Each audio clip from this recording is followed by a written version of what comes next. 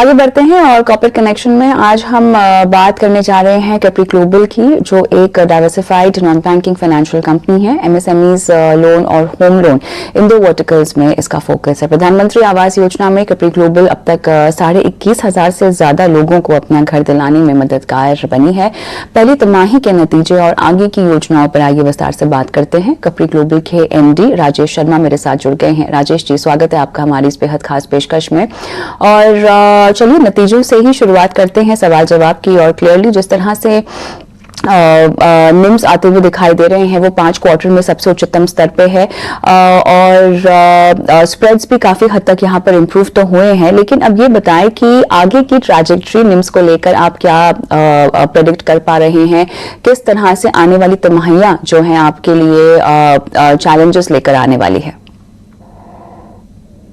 तो इस पहले क्वार्टर में हमारा AUM करीबन 61% से ग्रो हुआ है, और हमें लगता है कि हमें पूरे साल में हम लोग करीबन 30% के ऊपर का AUM ग्रोथ आराम से हासिल करेंगे। हमारा जो प्लानिंग है उसके हिसाब से हो सकता है इस साल 15,000 करोड़ की बुक को टारगेट करने का हम प्लान कर रहे हैं।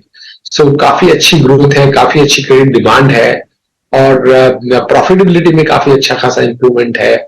असेट क्वालिटी में आप देखें तो करीबन जो है ऑल टाइम लो असेट क्वालिटी आप कह सकते हैं पिछले 4 से 5 साल की।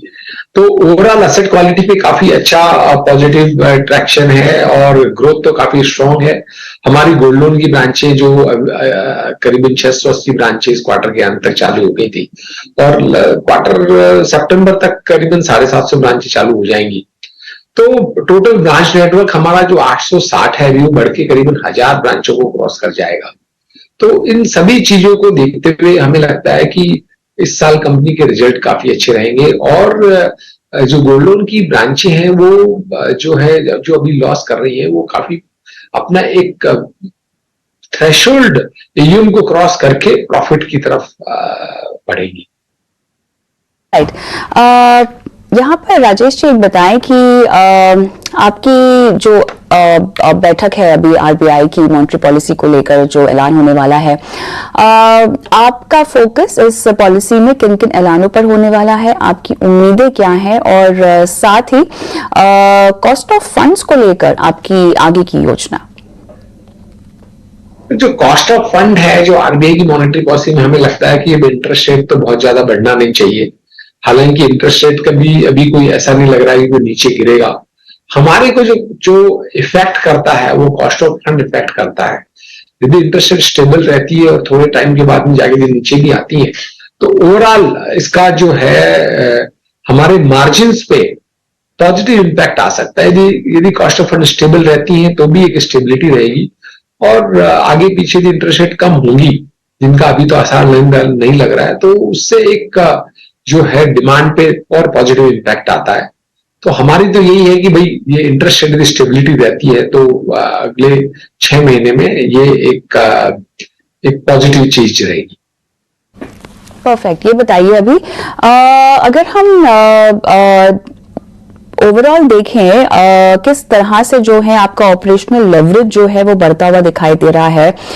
PPOP जो है वो लगभग 26.1% के आसपास बढ़ा है। क्या ये ऑपरेशनल लेवरेज को भी दर्शाता है, और किस तरह से आप इसकी समझाइश दे पाएंगे हमको? तो जितनी भी ग्रोथ आ रही है वो आपकी लीवरेज होकर आती है। ऑपरेटिंग लीवरेज यदि किक इन होता है तो आपके ओवरऑल मार्जिन भी इंप्रूव होते हैं, और हमारा जो है अभी आज की तारीख में हमारा लीवरेज जो है लगभग 2.5 टाइम के आसपास है। हमें लगता है कि अगले साल जो हमारी बुक ग्रोथ होगी उससे हमारा जो है ओवरऑल प्रॉफिटेबिलिटी इंप्रूव होगी, मार्जिन इंप्रूव होंगे, और एब्सोल्यूट टर्म्स में भी हमारा प्रॉफिट बढ़ेगा। आप देखें तो पहले क्वार्टर में करीबन 63 करोड़ का प्रॉफिट आया है। हमें लगता है कि साल के अंत तक जाते जाते ये क्वार्टरली रन रेट 80 करोड़ के ऊपर आना चाहिए, यदि हम जो भी चीजें कह रहे हैं वो हम कर पाते हैं। तो हमें लगता है कि ये इंक्रीजिंग ट्रेंड रहेगा प्रॉफिटेबिलिटी में। एयूएम अगर हम देखें तो लगभग 61% ईयर ऑन ईयर यहाँ पर बढ़ता हुआ दिखाई दिया है, लेकिन ये कितना सस्टेनेबल होगा, इस पर आप क्या कहेंगे? प्रोजेक्शंस FY24 के लिए क्या होंगे? कौन सा सेगमेंट जो है ग्रोथ को ड्राइव करेगा? तो सेगमेंट की जो ग्रोथ को ड्राइव करेगा वो होगा एमएसएमई और गोल्ड लोन। और प्रॉफिटेबिलिटी की हम बात करें तो हमें लगता है कि इस साल हम लोग जो है 325-320 करोड़ का प्रॉफिटेबिलिटी का हम एम कर रहे हैं, और हमें लगता है कि हम ये अचीव करने में सक्सेसफुल होने चाहिए। ऑलराइट, जनरली Q1 जो है सीजनली वीक देखा जाता है, लेकिन किस तरह से डिसबर्सल्स पर इम्पैक्ट हुआ है और आगे आप कैसे ट्रेंड देखते हैं इसका? तो भी आप देखें तो हमारे डिसबर्सल भी जो है वो उसमें भी काफी ग्रोथ रहा है। हमारा क्वार्टर में करीबन डिसबर्सल 128% से बढ़े हैं, तो डिसबर्सल में काफी स्ट्रॉन्ग मोमेंटम है because of the gold loan. और आगे हम देखें तो Q2 तो Q1 से बेटर ही होता है, तो अगले तीनों क्वार्टर जो है उनमें इंक्रीजिंग ट्रेंड आपको दिखाई देगा। कॉस्ट इनकम रेशियो में क्योंकि वॉल्यूम बढ़ेगा तो कॉस्ट इनकम रेशियो काफी कम आएगा। और एमएसएमई की हम बात करें तो एमएसएमई में काफी डिमांड है और करीबन यील्ड भी उसमें अच्छा है, हमारा स्प्रेड मेंटेन है, इंटैक्ट है। गोल्ड लोन में मोस्ट ऑफ द ब्रांचेज जो हैं आपकी ब्रेक इवन क्रॉस करके कंट्रीब्यूशन करने लग जाएंगी बाय ईयर एंड, तो वो एक पॉजिटिव ट्रेंड दिखाई देगा कि हमारी जो ब्रांचें 12 महीने से ज्यादा क्रॉस कर गई हैं वो उन्होंने जो है ब्रेक इवन करके प्रॉफिटेबिलिटी की तरफ बढ़ रही है। तो ये एक जो है MSME, gold loan, affordable housing और कंस्ट्रक्शन फाइनेंस, चारों ही सेगमेंट जो है हमें कंट्रीब्यूट करेंगे। गोल्ड लोन जो है अभी इन्वेस्टमेंट फेज में है, लेकिन लास्ट के क्वार्टर में जाते जाते ये भी प्रॉफिटेबल टर्न हो जाएगा। एसेट क्वालिटी को लेकर किस तरह से अब आप स्ट्रेस देख रहे हैं पूरे पोर्टफोलियो में, और एसेट क्वालिटी की FY24 की तस्वीर? तो अभी आप देखें तो जीएनपी में करीबन 66 बेसिस का नीचे आया है। नेट एनपीए भी हमारे घट के 1.9 से 1.4 हो गए हैं। प्रोविजन कवरेज रेशियो भी अच्छा खासा है। तो इन सभी चीजों के देखते हुए और ग्रोथ को ध्यान में रखते हुए हमें नहीं लगता कि एसेट क्वालिटी साइड में कोई चैलेंज है। इंडियन इकोनॉमी में काफी अच्छा ट्रैक्शन है। रूरल मार्केट में होम लोन की, एमएसएमई लोन की, गोल्ड लोन की डिमांड काफी अच्छी है, तो ग्रोथ भी आ रही है, कलेक्शन एफिशिएंसी भी अच्छी है, और स्केल के बाद में आपका कॉस्ट भी जो है ऑपरेटिंग लीवरेज किक इन हो रहा है। तो हमें लगता है कि ये साल हमारे लिए ऑल टाइम हाई प्रॉफिटेबिलिटी का होगा। चलिए, यहाँ पर अगर हम देखें पिछले कुछ तिमाहियों में तो एमएसएमई लेंडर स्पेस काफी एक्टिव रही है। ओवरऑल इस पूरे स्पेस में जो कंपटीशन अब इवॉल्व हो रहा है, इसे आप कैसे देखते हैं और आपकी रणनीति?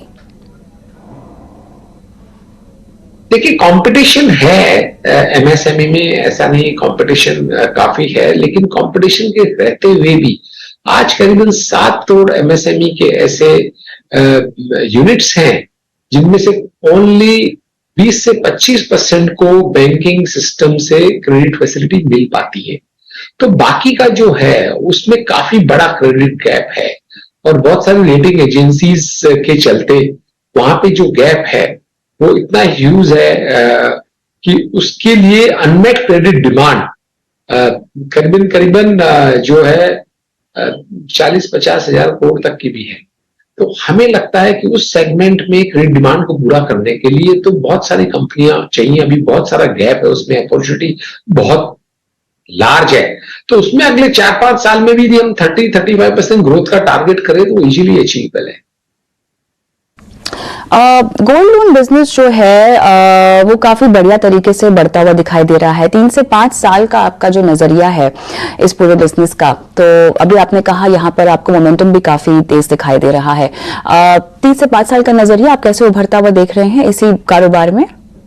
तो 3 से 5 साल में, 3 साल में हम चाह रहे हैं इसको करीबन 6,000 करोड़ के यूएम पे ले जाएं, और अगले 5 साल में 10 से 12,000 करोड़ के यूएम के बीच का हम टारगेट करें, ऐसा हमारा इंटरनल प्लान है। होम लोन के लिहाज से अगर देखा जाए तो बहुत रिपोर्ट सजेस्ट कर रही हैं कि अब यहाँ पर क्योंकि ब्याज दरें इतनी बढ़ गई हैं तो थोड़ा सा अफोर्डेबल हाउसिंग खासतौर से डिमांड में थोड़ी सी कमी यहाँ पर देखी जाएगी।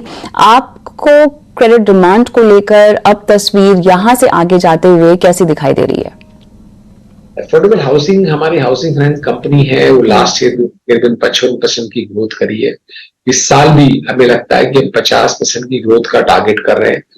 हमें लगता है कि हाउसिंग में जो यदि हमारी इकोनॉमी 3 ट्रिलियन से 5 ट्रिलियन जाती है, होम हाउसिंग पेनिट्रेशन जो है अफोर्डेबल हाउसिंग सेगमेंट में जो अभी 10% के करीब 13% का ग्रोथ देता है, वो इटसेल्फ ही काफी बड़ी डिमांड को रिलीज करेगा। और ओवरऑल सेगमेंट तो जो है फॉर्मल सेगमेंट में आपका सेगमेंट फॉर्मल हाउसिंग सेगमेंट से अफोर्डेबल हाउसिंग सेगमेंट काफी तेजी से बढ़ाई दिखाई दे रहा है। उसके अलावा सेंट्रल गवर्नमेंट का, स्टेट गवर्नमेंट का काफी फोकस है कि छोटे घर, छोटे इनकम ग्रुप के लोगों को कैसे मिले। तो मुझे लगता है कि ये सेगमेंट काफी अट्रैक्टिव है और अगले 4 से 5 साल में इसमें 40% से ऊपर की ग्रोथ हासिल करना कोई बहुत डिफिकल्ट काम नहीं होगा और हम उसी को एम करके उसी हिसाब से हमारा ब्रांच एक्सपांशन और पूरा बिजनेस प्लान को हम चेस कर रहे हैं। राजेश जी, बहुत बहुत धन्यवाद, आपने समय निकाला और इतने विस्तार से कंपनी की तमाम योजनाओं पर हमारे साथ आज जानकारी और चर्चा की। आगे बढ़ते हैं, अविनाश कोरशकर के साथ मैं जुड़ना चाहूंगी। अविनाश, कपरी ग्लोबल के मैनेजमेंट से हमने बात की, बताएं क्या सेंस निकल कर आ रहा है ओवरऑल? नहीं, इनफैक्ट कविता, मुझे लग रहा है कि देखिए ये एक ऐसी कंपनी है जो एमएसएमई स्पेस में बहुत एक्टिव है और इवन गोल्ड लोन्स में भी अभी इन्होंने काफी एग्रेसिवली अपने ब्रांचेस सेटअप किए हैं। तो मुझे लग रहा है कि अगले 12 से 18 महीने के लिए ग्रोथ मोमेंटम काफी जारी रहेगा। जैसे मैनेजमेंट ने कहा कि पहले क्वार्टर में 63 करोड़ का प्रॉफिट आया, बाद में वो रन रेट करीबन 80 करोड़ का एक्सपेक्ट कर रहे हैं। तो मुझे लग रहा है कि सेकंड हाफ जो नॉर्मली बैंकिंग और एनबीएफसी के लिए काफी अच्छा होता है, तो आपको शायद और भी अच्छा परफॉर्मेंस देखने को मिलेगा। तो मेरे ख्याल से डेफिनेटली रिस्क रिवॉर्ड स्टॉक में काफी अच्छा लग रहा है। अगर किसी को मीडियम टर्म व्यू लेना है तो मेरे ख्याल से इवन करंट लेवल्स पे रिस्क रिवॉर्ड काफी अच्छा बन सकता है। मेरे ख्याल से थोड़ा सा टाइम और पेशेंस यहाँ पे स्पेंड करना जरूरी है, बट डेफिनेटली रिस्क रिवॉर्ड अच्छा होगा अगर 12 से 18 महीने की अवधि के लिए कोई खरीदता है। ऑलराइट, चलिए 12 से 18 महीने की अवधि के लिए खरीद रहे हैं तो यहाँ पर रिस्क रिवॉर्ड रेशियो काफी अच्छा है। आप हमारे साथ बने रहें। Avinash, double digit volume growth को लेकर जीसीपीएल के एमडी और सीईओ सुधीर सीतापति का क्या आउटलुक है, इस पर खास चर्चा हुई है?